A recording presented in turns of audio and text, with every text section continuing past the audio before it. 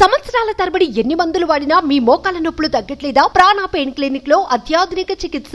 మాజీ మంత్రి వైసీపీ తార్కి రోజా సంచలన నిర్ణయం తీసుకున్నారు. మామూలుగా అభియోగాలు ఆరోపణలు వస్తున్న నేతల్ని పార్టీ నుంచి దూరం చేస్తోంది వైసీపీ. అయితే అందుకు విరుద్ధంగా తన సోషల్ మీడియా ఖాతాల నుంచి వైసీపీ జగన్ బొమ్మలు తీసేశారు వైసీపీ రోజా.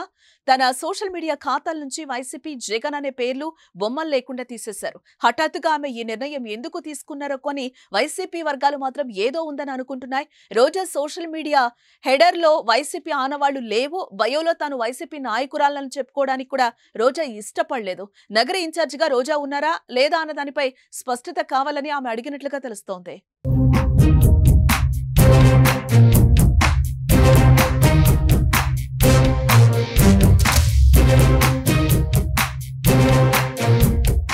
జగన్ కు మాజీ మంత్రి రోజా బై బై చెప్పి తమిళ రాజకీయాల్లో చేరే అవకాశం ఉందని రాజకీయ వర్గాల్లో వినిపిస్తున్న మాట.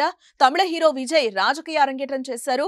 తమిళిగ వెట్రి కళగం టీఎంకే పార్టీ ఏర్పాటు చేసి జెండాను ఆయన ఆవిష్కరించడం జరిగింది. అయితే పార్టీ గీతాన్ని విడుదల చేశారు. ఇప్పుడు రోజా టీఎంకే పార్టీలో చేరే అవకాశం ఉందని కూడా టాక్ వినిపిస్తోంది.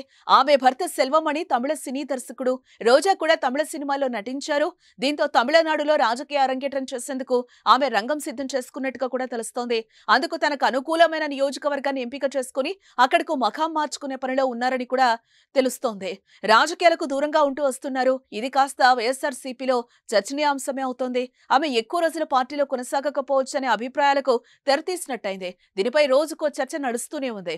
ఇటు స్థానికంగానూ మాజీ మంత్రి పుంగనూరు శాసనసభ్యుడు పెద్దిరెడ్డి రామచంద్రారెడ్డితో రోజాకు పెద్దగా పొసగకపోవటం, సొంత పార్టీ నాయకులే తనను ఓడిస్తున్నారంటూ అధికారంలో ఉన్నప్పుడే పలుమార్లు చెప్పుకోవడం వంటి పరిణామాలు ఇప్పుడు మళ్లీ చర్చల్లోకి వచ్చాయి.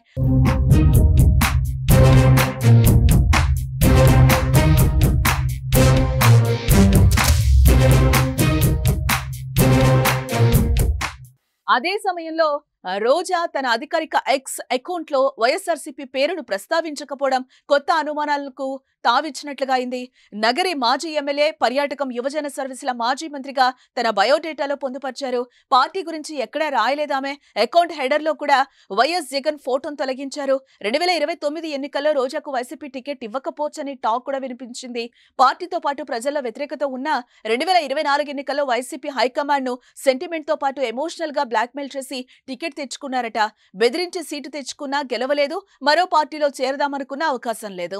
ఏపీసీసీ చీఫ్ షర్మిలను నోటికొచ్చినట్లుగా తిట్టారు. టీడీపీ, జనసేన, బీజేపీ అధినేతలపై కూడా నోరు పారేసుకున్నారు. దీంతో కూటమి పార్టీలో చేరేందుకు దారులన్నీ మూసుకుపోయాయి. ఇక తమిళనాడు రాజకీయాల్లో తన అదృష్టాన్ని పరీక్షించుకోనున్నారట రోజా.